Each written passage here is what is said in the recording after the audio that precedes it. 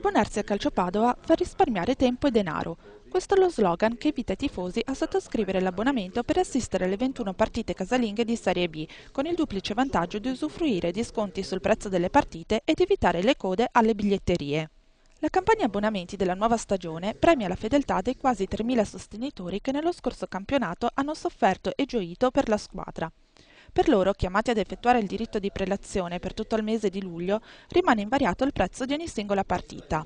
Solo a partire da agosto, fino a 2 giorni antecedenti la prima partita casalinga della squadra, anche altri appassionati potranno sottoscrivere le tessere d'ingresso ai vari settori dello stadio. Per i nuovi abbonati ci sarà un leggero aumento che varia dal 5 all'8% e comunque abbonarsi vorrà dire avere degli ingressi privilegiati allo stadio, vorrà dire non fare le code ai botteghini e quindi sicuramente una serie di vantaggi che permetterà loro di vivere meglio allo stadio.